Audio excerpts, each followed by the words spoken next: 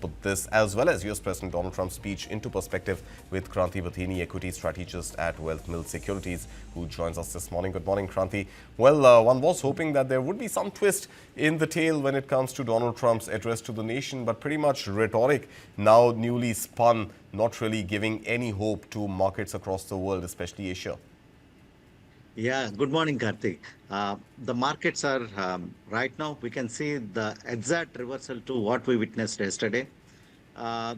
President Trump address to the nation and to the world. In fact, every nation is keenly observed his speech.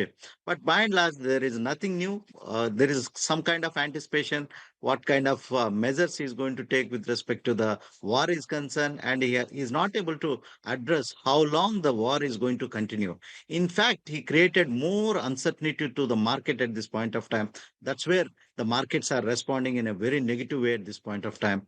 We need to wait and watch. We are just 32 days into the war. That's what the President Trump's speech is right now, his address is. So is it's going to be a prolonged thing or not? Everybody crossed their fingers again.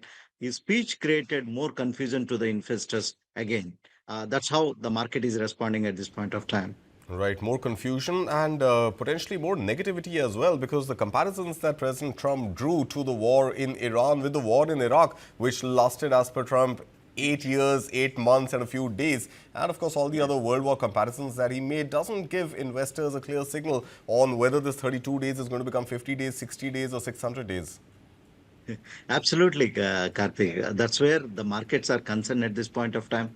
Yesterday, the market mood was everything is okay. The war is going to end. That was the mood of the market yesterday morning at the same point of time. But today, it is something different. It is completely 360 degrees reversal to what the market was anticipating yesterday. And we can see the entire Asian markets are under pressure at this point of time. And definitely, markets are under the clutches of bears at this point of time. And as the crude oil has been rising, that's creating extra pressure on the market at this point of time. As long as crude is not controlling, crude oil prices are is not coming under the control, at least below $100 per barrel, Indian markets is going to face the extra pressure in the medium to short term. And crude at 106, obviously continuing to fuel concerns of the fuel shortage, which is likely to continue. I'm looking at the biggest gainers, the biggest losers, I beg your pardon, on the Nifty 50 this morning. And these are stocks which are down almost 3% or even more than 3% in some cases. And pretty much no real, direct fuel impact, but a lot of indirect fuel impact, because the first one on the left-hand side of the screen are the banking stocks, which are badly hit again with fuel prices rising, the pressure on the Indian rupee and FII outflows, which seemingly continue to hurt investor sentiment in banking stocks. But then you've also got the power generating companies, which are at some level dependent on LNG, which continues to be restricted by the Strait of Hormuz, showing deep pain this morning. NTPC and power generation both down around 2.5% and 3.5% each. You've also got Asian Paints, which again, oil being the crude oil being one of the components that goes into paints, down almost 3%. You've also got Adani Ports, which is down about 3.5%. Indigo, with flight disruptions in the West Asian region continuing to be disrupted, down about 4%. Overall, the impact of this prolonged war is seen across sectors. Is there any sector at this point, Kranthi, which one can say is insulated from what is happening in West Asia? Interesting question, Karthik. Yeah, you can see the inflation is the key worry across the globe, right? Not only in India. And look at US, the gasoline prices are at $4 per gallon, but India is quite stable thanks to the elections, upcoming elections. We need to see whether the same kind of trend is going to continue after the election or not. But in the retail market, the fuel prices are stable for the consumers are concerned, retail publics are concerned.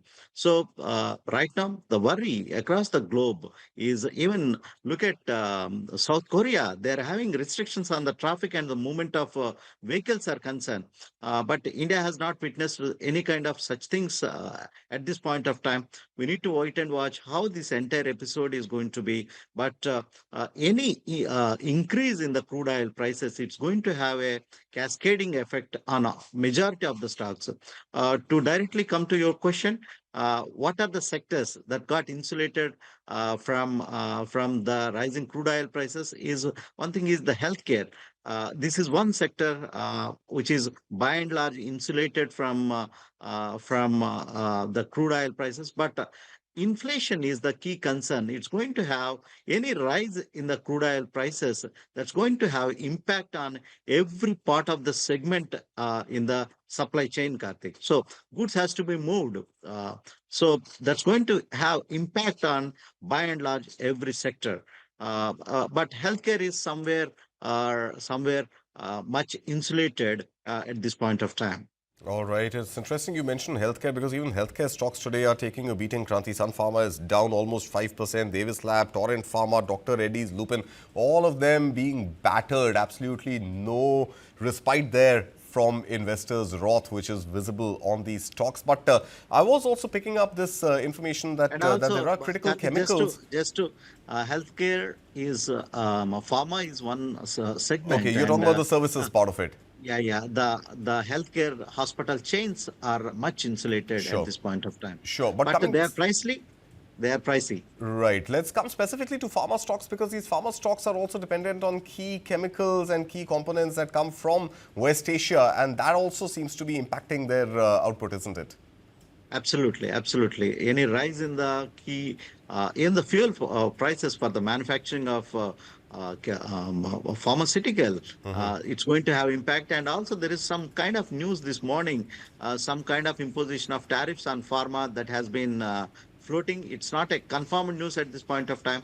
That can be creating some kind of a pressure on the pharma stocks at this point of time, Kartik. It's interesting you mentioned tariffs on in India the 2nd of April, still just about the midnight of 1st and 2nd of April in the US, and almost exactly a year to the Liberation Day, tariffs announced by US President Donald Trump. Kranthi, it's been a fantastic year, one would say incredible, isn't it? 2nd April 2025 to 2nd April 2026. What all has the world gone through? Of course, all on the fancies of one man called Donald Trump. If you were to wrap up the impact of the last 1 year in the larger, longer history of a country, how would you do that? Karthik, it's been a roller coaster ride, and it's a turbulent time for the market. And people like you and me who are in the market, and especially like you in the journalism, people have been having a sleepless nights. And in the sense, people are checking what he's telling in the middle of the night, and after waking up also his statements are, because the kind of position the US president carries, it's going to have impact on everyone. But these are the lifelong memories we can carry on till our old age. Long memories, one wouldn't really be sure whether these are positive memories or negative memories to carry, but let's leave it at that. For the 2nd of April, India time, exactly a year since Liberation Day, tariffs. Kranthi, Bathini, thank you so much for your time, and always Thank a you, pleasure Karthik, having you always. here with Thank us. you.